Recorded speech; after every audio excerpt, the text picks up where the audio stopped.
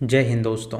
कैसे हैं आप लोग। तो आज हम बात करने वाले हैं साल 2023 में आई एक इंडियन हॉरर मूवी के बारे में जिसका नाम है विक्टोरिया एक रहस्य। दोस्तों, इस फिल्म की कहानी काफ़ी अच्छी है जो कि आपको बेहद पसंद आएगी, तो आप इस वीडियो को अंत तक ज़रूर देखिएगा। मूवी की स्टार्टिंग में हम अंकिता और सिद्धार्थ नाम के एक कपल को देखते हैं जो कि किसी का वेट कर रहे थे। दरअसल वो लोग अधिराज नाम के एक रिश्तेदार का वेट कर रहे थे जो कि सिद्धार्थ का रिश्तेदार था और उसका वहाँ पर बहुत बड़ा होटल था। वो दोनों वहाँ पर वैकेशन के लिए आए थे और उन्होंने प्लान किया था कि वो उसके होटल में ही रुकेंगे। उनकी अधिराज से कॉल पे बात होती है और कुछ देर बाद अधिराज वहाँ पर आ जाता है उन्हें लेने के लिए। लेकिन जब ये लोग अधिराज को देखते हैं तो वो उन्हें जाना पहचाना नहीं लग रहा था, क्योंकि ये पहली बार था कि सिद्धार्थ अपने रिश्तेदार से मिल रहा था। उसके बाद अधिराज उन्हें अपनी गाड़ी में बैठाता है और उन्हें होटल ले जाने के लिए निकल जाता है और रास्ते में वो उन्हें अपनी कहानी सुनाने लगता है। वो बताता है कि उसकी लाइफ काफ़ी ज़्यादा ट्रेजिडी से भरी थी और उसके जो दादा थे उन्होंने होटल विक्टोरिया को एक ऑक्शन में खरीदा था। लेकिन उस होटल के खरीदने के कुछ दिनों बाद ही वो होटल बहुत बुरी तरह फ्लॉप हो गया और कुछ दिनों बाद उन्हें एक बीमारी हुई जिसकी वजह से उनकी मौत हो गई थी। उसके दादा के बाद उसके पिता ने भी उस होटल को चलाने की कोशिश करी थी, लेकिन वो होटल वो नहीं संभाल पाए थे जिसकी वजह से उन्होंने आत्महत्या कर ली थी। उनके मरने के बाद वो होटल उसके नाम हो गया था और अधिराज ने उस होटल को चलाया जो कि अब सक्सेसफुल है। अधिराज उन्हें यह भी बताता है कि उसकी सक्सेस के पीछे उसकी वाइफ रेणुका का बहुत बड़ा हाथ है, क्योंकि उसके आइडिया से वो काम किया और आज वो सक्सेसफुल है। लेकिन दुख की बात यह है कि अब उसकी वाइफ उसके साथ नहीं है, क्योंकि कुछ साल पहले एक कार एक्सीडेंट में उसकी मौत हो गई थी। उसकी मौत के बाद से ही वो होटल काफ़ी सुनसान पड़ गया और उसने डिसाइड किया कि वो उस होटल को बंद कर देगा। ये कहानी सुन के वो कपल काफ़ी ज़्यादा हैरान हो जाते हैं और जब अधिराज अपने होटल के बाहर पहुंचता है तो वो उसके उस होटल को देखकर काफ़ी ज़्यादा हैरान हो जाते हैं, क्योंकि वो दिखने में काफ़ी ज़्यादा क्रीपी लग रहा था। जब वो लोग होटल में एंटर करते हैं तो उन दोनों को बहुत ज़्यादा अजीब लगता है। तभी अचानक सिद्धार्थ को उसके डैड का कॉल आता है जो कि उसका हालचाल पूछते हैं, तो वो कहता है कि वो लोग ठीक हैं और उसके बाद उसके पिता कहते हैं कि उन्हें अधिराज से बात करनी है। तो अधिराज उस फ़ोन को ले लेता है और उन दोनों को अपने रूम में जाने के लिए कहता है और खुद फ़ोन लेके वो दूर चला जाता है बात करने के लिए। अब जब ये लोग ऊपर वाले फ्लोर पर जाते हैं तो वहाँ पर उन्हें बहुत ज़्यादा अंधेरा मिलता है और उन्हें वहाँ पर कुछ भी नज़र नहीं आ रहा था। तभी अंकिता नोटिस करती है कि अंधेरे के अंदर से किसी के बात करने की आवाज़ आ रही है, लेकिन सिद्धार्थ उन आवाज़ों को नहीं सुन पा रहा था। जब अधिराज वापस आता है तो वो उन दोनों को वहाँ पर देखता है और वो उनसे कहता है कि दरअसल उस एरिया में जाना अलाउड नहीं है, यानी कि जब तक वो उस होटल में रह रहे हैं वो उस एरिया में हरगिज़ ना जाएं।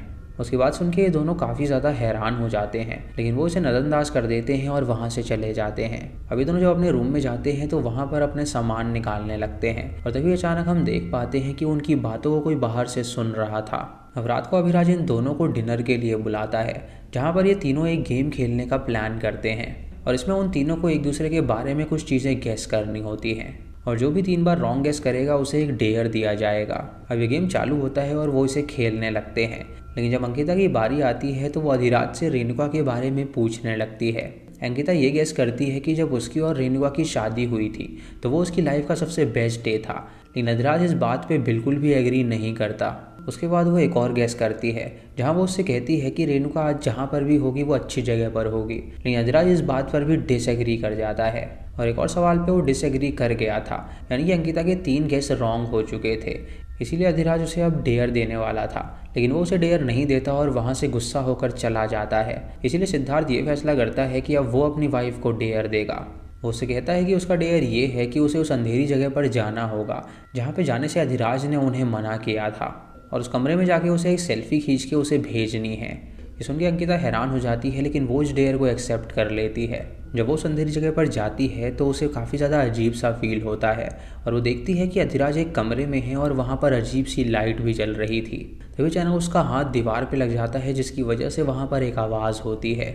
अधिराज जब ये आवाज़ सुनता है तो वो वहाँ पर पहुँचता है, लेकिन उसे वहाँ पर कोई भी नहीं मिलता, क्योंकि अंकिता किसी और कमरे में जाके छुप चुकी थी। अंकिता जब वहाँ पर छुपी हुई होती है तो उसके पीछे हम किसी को देख पाते हैं जो कि उसे पीछे से घूर रही थी और उसे लगने लगता है कि शायद वहाँ पर रेणुका की आत्मा है, इसीलिए वो वहाँ पर रखे हुए मैनिक्विन्स से पर्दा हटाने लगती है।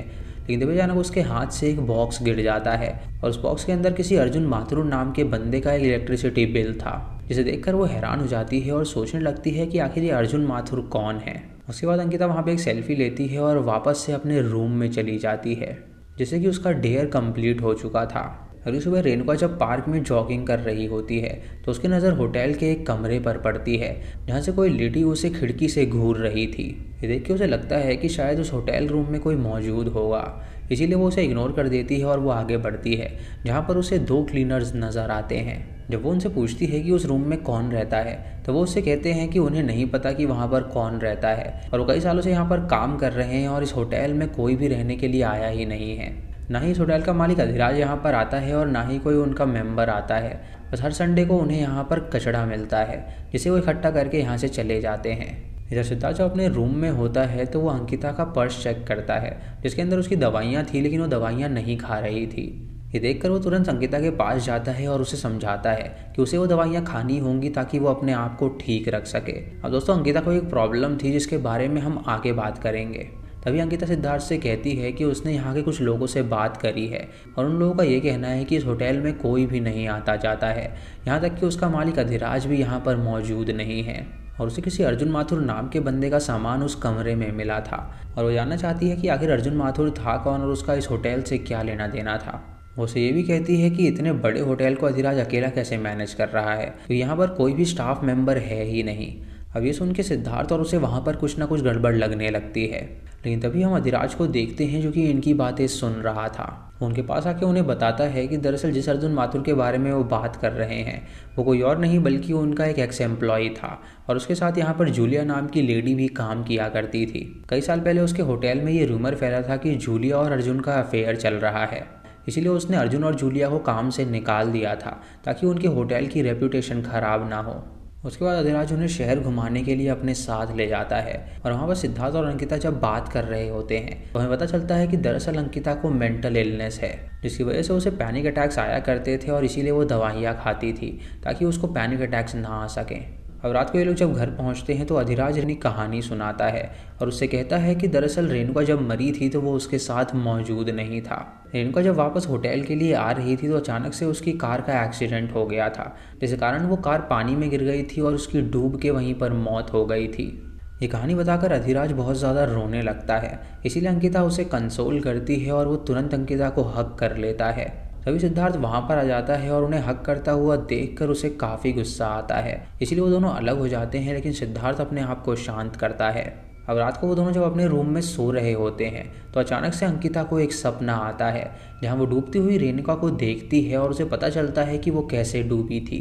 ये सपना देखकर उसकी नींद टूट जाती है और जब उसकी आंखें खुलती हैं तो वो अपने रूम के दरवाजे को देखती है जो कि अपने आप खुल रहा था। तभी अचानक उसके पीछे उसे रेणुका की आत्मा नजर आती है जिसे देखकर वो काफ़ी ज़्यादा डर जाती है। तभी उसकी आंखें खुल जाती हैं और ये भी वो एक सपना देख रही थी। तभी वो देखती है कि उसके दरवाजे के पीछे जो लाइट है उस पर एक शैडो है, जिससे उसे पता चलता है कि शायद कोई दरवाजे के बाहर खड़ा हुआ है। ये देखकर वो डर जाती है और तभी वो वहाँ से चला जाता है और वो सिद्धार्थ को उठाने की कोशिश करती है ताकि वो बाहर जाके देखे कि वहाँ पर कौन है। सिद्धार्थ उसकी नहीं सुनता क्योंकि उसे बहुत तेज़ नींद आ रही थी, इसीलिए अंकिता डिसाइड करती है कि अब वो अकेले ही बाहर जाएगी देखने के लिए। जब वो बाहर जाती है तो वो उस अंधेरे वाले रेस्ट्रिक्टेड एरिया में पहुंच जाती है। वहीं पे वो अधिराज के रूम के बाहर पहुंचती है और वो देखती है कि अधिराज किसी से बात कर रहा है। अब अंकिता ये देखकर चुपके से उस कमरे के अंदर घुस जाती है, ये देखने के लिए कि आखिर अधिराज किससे बात करता है। तभी उसे एक कुर्सी नज़र आती है जो कि हिल रही थी और उसके ऊपर कोई बैठा हुआ था। जब अंकिता उस चेयर के सामने जाती है तो वहाँ पर उसे कोई भी नज़र नहीं आता और वो जो उसे कोई बैठा हुआ इंसान लग रहा था दरअसल वो रेणुका के कपड़े थे। तभी अधिराज उसे देख लेता है और उसे देखकर वो बहुत ज़्यादा हैरान हो जाता है और वो उससे पूछता है कि आखिर वो यहाँ पर क्या कर रही है। वो उससे कहती है कि वो बस यहाँ पर आई थी देखने के लिए कि आखिर यहाँ पे कौन बैठा है। तो अधिराज उससे कहता है कि उसके अलावा यहाँ पर कोई भी नहीं रहता और दरअसल वो मेंटली अनस्टेबल है, इसलिए उसने रेणुका को कपड़े को यहाँ पर रखा है और वो प्रिटेंड करता है कि वो सच में रेणुका है और वो उससे हर रात बात करता है और उससे माफ़ी मांगता है क्योंकि उस वक्त वो वहाँ पर मौजूद नहीं था उसकी जान बचाने के लिए। तभी अचानक वहाँ रखी चेयर अपने आप हिल जाती है और अंकिता वहाँ पर रेणुका की आत्मा को देखती है, जिसे देखकर वो काफ़ी ज़्यादा डर जाती है। तभी अंकिता तुरंत वहाँ से भाग निकलती है और वो सीधा सिद्धार्थ के पास जाती है और उसे जगा के उससे कहती है कि उन्हें इस होटल से तुरंत निकल जाना चाहिए क्योंकि यहाँ पर एक आत्मा है जो कि उन्हें परेशान कर रही है। सिद्धार्थ उससे कहता है कि वो कल सुबह होते ही यहाँ से निकल जाएंगे और अगली सुबह होते ही वो अपना सामान पैक करते हैं और वहाँ से बाहर निकल जाते हैं।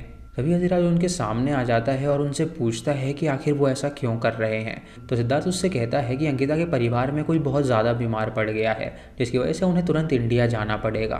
ये सुन के अधिराज उन दोनों को वहाँ से जाने देता है और जब वो अपनी गाड़ी में बैठ के वहाँ से बहुत दूर चले जाते हैं तो एक जगह सिद्धार्थ गाड़ी रोकता है और अंकिता से पूछताछ करने लगता है ताकि वो जान सके कि वहाँ पर सच में भूत था या फिर ये सब अंकिता का इमेजिनेशन था। सिद्धार्थ उससे कहता है कि उसे नहीं पता कि वो किस बात पे यकीन करे, क्या वहाँ पर कोई आत्मा है या नहीं। चाहे जो कोई भी बात हो वो उसका साथ देने के लिए तैयार है। तब तक वो एक होटल बुक कर रहा है ताकि वो वहाँ पर शांति से रह सकें। उसके बाद वो ऑनलाइन एक विला बुक करता है जहाँ पर वो कुछ दिनों के लिए रहने वाले थे। और जब वो उस विला में पहुंचते हैं तो देखते हैं कि वो विला काफ़ी ज़्यादा बड़ा है और तभी अंकिता को वहाँ पर रेणुका के होने का एहसास होने लगता है, यानी कि उस घर में भी रेणुका की आत्मा उसे नजर आ रही थी। जब सिद्धार्थ उससे बात कर रहा होता है तो अचानक से वो देखती है कि उसके आत्मा ने उसका हाथ पकड़ा हुआ है, जिसकी वजह से वो बहुत ज़्यादा डर जाती है और सिद्धार्थ उसे संभालता है।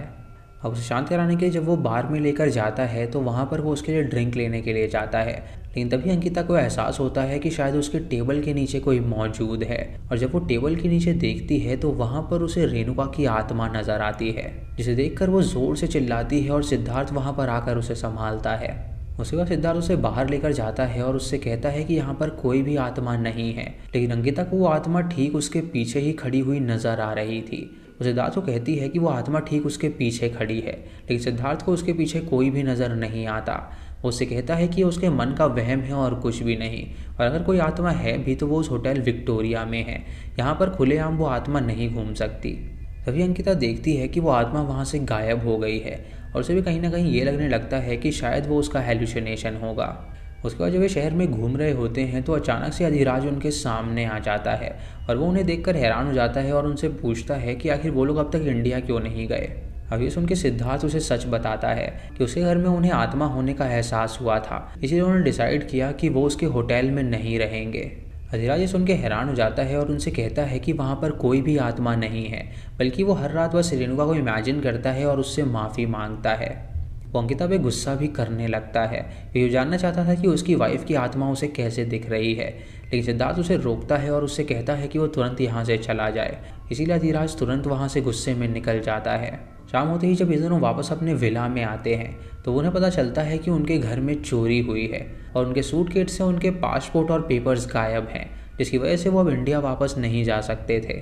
अंकिता ये डिसाइड करती है कि वो इस बात को सिद्धार्थ से छुपाएगी, क्योंकि अगर उसे बात पता चलेगी तो वो उसे बहुत डांटेगा। तभी अचानक उसका जो बेड होता है वो नीचे से उठ जाता है और ये देखकर वो काफ़ी डर जाती है और जब वो बेड के नीचे देखती है तो उसे वहाँ पे रेणुका की आत्मा के पैर नजर आते हैं। ये देखकर वो उस आत्मा का पीछा करते हुए किचन तक पहुँचती है, लेकिन तभी सिद्धार्थ उसे वहाँ पर आकर रोक देता है। तभी वो लोग अपने घर के बाहर अधिराज की गाड़ी को देखते हैं जो कि उनके विला तक पहुंच गया था। सिद्धार्थ देखकर बाहर जाता है और वह अधिराज का कॉलर पकड़ लेता है और उसे कहता है कि वो उसकी बीवी से दूर रहे, क्योंकि वो जानता है कि वो उसकी बीवी के करीब आना चाहता है। सिद्धार्थ उसे पीटता भी है, लेकिन अधिराज उससे कहता है कि वो यहाँ पर बस उनसे माफ़ी मांगने के लिए आया था, क्योंकि उसने उन लोगों के साथ बहुत ही रूडली बिहेव किया था। अंकिता को यहाँ पर कुछ ना कुछ गड़बड़ लगती है, क्योंकि उनके साथ बहुत ज़्यादा इंसिडेंट हो चुके थे और यहाँ पर अचानक से उसका सॉरी बोलना उसे पच नहीं रहा था। अंकिता को ये भी लग रहा था कि शायद उसके पासपोर्ट और मेडिकेशन भी अधिराज ने ही चोरी किए हैं ताकि वो उन्हें यहाँ से जाने ना दे सके। वो फैसला करती है कि वो खुद इस बात का पता लगाएगी। अगली सुबह वो जूलिया से मिलने के लिए जाती है जो कि उस होटल विक्टोरिया में काम किया करती थी।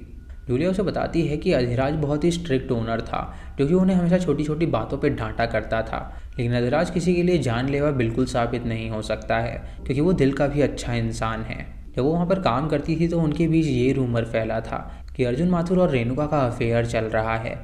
अब ये बात सुन के अंकिता बहुत ज़्यादा हैरान हो जाती है क्योंकि अधिराज ने उससे कहा था कि जूलिया और अर्जुन का अफेयर था, लेकिन यहाँ तो अर्जुन के साथ उसकी बीवी के अफेयर के ही रूमर चल रहे थे। जूलिया उसे बताती है कि दरअसल अर्जुन रेणुका से बहुत ज़्यादा प्यार करता था, लेकिन रेणुका उसे सिर्फ अपना एक अच्छा दोस्त माना करती थी क्योंकि वो सिर्फ अपने पति से ही प्यार करती थी। इधर सिद्धार्थ अधिराज के पास जाता है और उसे डिनर के लिए इनवाइट करता है क्योंकि वो उसे पीटने के लिए उससे माफ़ी मांगना चाहता था। तभी सिद्धार्थ के पिता का उसे वीडियो कॉल आता है और सिद्धार्थ जब उस कॉल को उठाता है तो उसका पिता उससे कहता है कि वो अधिराज से उसकी बात कराए। और जब सिद्धार्थ अधिराज की तरफ उस फ़ोन को पलटता है तो उसके पिता अधिराज की शक्ल देखते हैं और उससे कहते हैं कि ये बंदा तो अधिराज है ही नहीं। ये सुनकर सिद्धार्थ हैरान हो जाता है और उसे पता चलता है कि वो बंदा अधिराज नहीं है। तभी अचानक अधिराज उस पर अटैक कर देता है और उसे किडनैप कर लेता है और वो सिद्धार्थ से कहता है कि वो तुरंत अंकिता को कॉल करे और उसे विला में वापस भेजे और सिद्धार्थ बिल्कुल वैसा ही करता है। इसीलिए अंकिता उस होटल में जाने के लिए तैयार हो जाती है। ऐसा करते ही अधिराज सिद्धार्थ को मौत के घाट उतार देता है। इधर अंकिता जब वापस वहाँ पहुँचती है तो वहाँ पर उसे रेणुका की आत्मा नजर आती है और वो उसे वहाँ पर अपनी कहानी बताने लगती है। उसकी आत्मा उसे बताती है कि दरअसल जिसे वो अधिराज समझ रहे हैं वो कोई और नहीं बल्कि वो अर्जुन माथुर है। अर्जुन माथुर अधिराज का एक असिस्टेंट हुआ करता था और वो उसकी वाइफ रेणुका से बहुत ज़्यादा प्यार किया करता था, लेकिन रेणुका उसे सिर्फ अपना एक दोस्त मानती थी। लेकिन अर्जुन उसके प्यार में बहुत ज़्यादा पागल हो गया था और वो उसको पाने के लिए किसी भी हद तक गुजर सकता था। एक दिन कार में अर्जुन और रेणुका पार्टी से वापस होटल में जा रहे थे और इसी बात पे रेणुका से वो लड़ाई करने लगा था और उसका कहना था कि वो अपने पति को छोड़ के उससे शादी कर दे, लेकिन रेणुका ने उसे ऐसा करने से इनकार कर दिया था। इसीलिए अर्जुन और उसकी झड़प हुई थी, जिसकी वजह से उनके कार का एक्सीडेंट हो गया था और उनकी कार पानी में जा गिरी थी, जिसकी वजह से उनकी गाड़ी में पानी भर गया था। अर्जुन को इस बात पे काफ़ी गुस्सा था, इसीलिए वो कार से अकेला निकल गया और रेणुका को उसने वहीं पे डूबने के लिए छोड़ दिया, जिसकी वजह से रेणुका की वहीं पर मौत हो गई थी।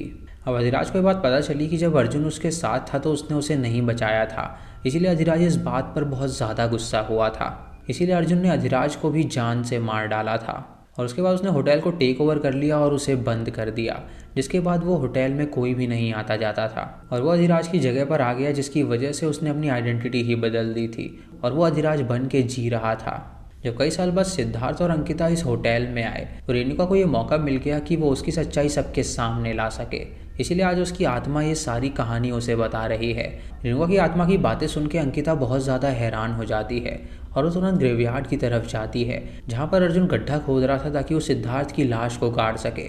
जब अंकिता ये देखती है तो वो बहुत ज़्यादा हैरान हो जाती है, लेकिन तभी अचानक सिद्धार्थ की आंखें खुल जाती हैं क्योंकि वो अभी मरा नहीं था। वो तुरंत उठता है और वो दोनों मिलकर अर्जुन पे हमला कर देते हैं और वो लोग तुरंत पुलिस को भी वहाँ पर बुला लेते हैं, जिससे कि अर्जुन गिरफ्तार हो जाता है। अब रेणुका की आत्मा ने अंकिता की मदद से दुनिया को सच बता दिया था कि वो जो इंसान अधिराज बन के घूम रहा था वो अधिराज नहीं बल्कि वो अर्जुन माथुर था, जो कि उनका असिस्टेंट हुआ करता था। और सच सामने आते ही पुलिस ने उसे गिरफ्तार कर लिया था।